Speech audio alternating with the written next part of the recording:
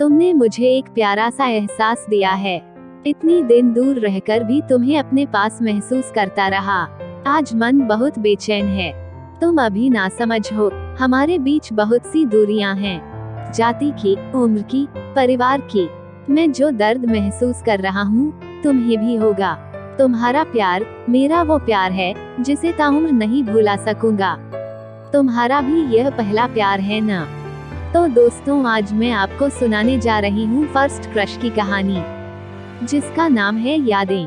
तो चलिए शुरू करते हैं।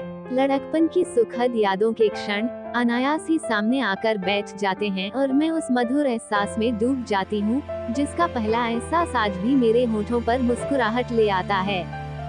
बात उन दिनों की है जब मैं स्कूल में पढ़ती थी। पापा का ट्रांसफर होकर हम नए शहर में आए थे।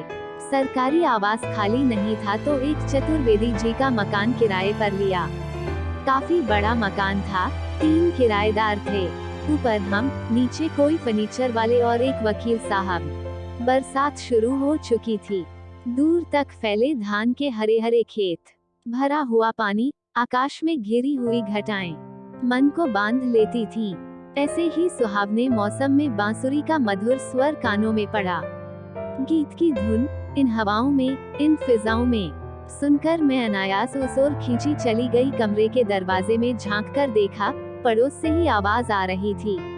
एक कोठरीनुमा कमरा, कमरे में लगा बड़ा सा शीशा, बांसुरी बजाने वाला पलंग पर लेटा था और शीशे में दिखाई दे रहा था। होठों से बांसुरी लगी थी। नए शहर, नए स्कूल की व्यस्तता के बीच फिर वही गीत बांसुरी से निकल रहा था। रविवार का दिन था, मैं फुर्सत में थी। अनायास पांव उस दिशा में खींचे चले गए। अपने कमरे के पिछले द्वार पर जा खड़ी हुई।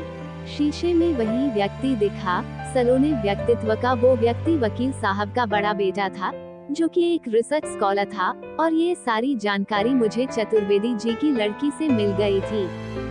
दूरियां तो बनी रहीं, पर बांसुरी की आवाज सुनते ही मैं यंत्रवत उस द्वार पर जा खड़ी होती। धीरे धीरे इशारों से कुछ बातें होती, पर स्पष्ट नहीं थी, लेकिन प्यार की भाषा तो अपने आप ही समझ आ जाती है। हर शनिवार उनके आने की इंतजार, सोमवार को चले जाना, शनिवार की रात से सोमवार की सुबह तक दूर होकर भी वो मुझे अपने बहुत पास लगते। समय पंख लगाकर उड़ रहा था, मेरी परीक्षाएं हो चुकी थीं। वो भी अपने रिसर्च वर्क में लगे थे। एक शनिवार छोड़कर आते मेरा रूठना, उनका मनाना, कानों पर हाथ रखकर आगे से ऐसा नहीं होगा कहना, ... जोर जोर से अपने ही घर में सॉरी सॉरी कहना, जो मैं सुन सकूं। जून का प्रथम सप्ताह था, वो नहीं आए, लेकिन हमारे ट्रांसफर के ऑर्डर आ गए थे। हमें महीने के अंत तक जाना था। जाने से सप्ताह भर पहले वो आए। मैं नहीं बोली, बांसुरी पूरे दिन भर बजती रही, हार कर मैं गई। मेरी आंखों में आंसू थे, इशारों से बताया हम लोग जा रहे हैं। उनके चेहरे का रंग फीका पड़ गया। माथे से हाथ लगाकर कोठरी में जाकर लेट गए। सोमवार की सुबह वो चले गए। हमारी ट्रेन उसी रूट से जा रही थी, जहां वो रिसर्च कर रहे थे। स्टेशन पर वो लोग उतर गए, जो हमें सी ऑफ करने आए थे। मैं डिब्बे में थी। एक रेलवे कर्मचारी कोल्ड ड्रिंक लेकर आया, सभी ने ले ली। मेरे पास कोल्ड ड्रिंक खिड़की की तरफ से आई और देने वाले को देखकर मेरी आंखें भर गईं। कोल्ड ड्रिंक के साथ एक कागज मेरे हाथ में थमा दिया।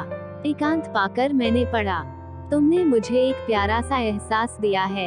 इतनी दिन दूर रहकर भी तुम्हें अपने पास महसूस करता रहा। आज मन बहुत बेचैन है। तुम अभी नासमझ हो, हमारे बीच बहुत सी दूरियां हैं, जाति की, उम्र की, परिवार की।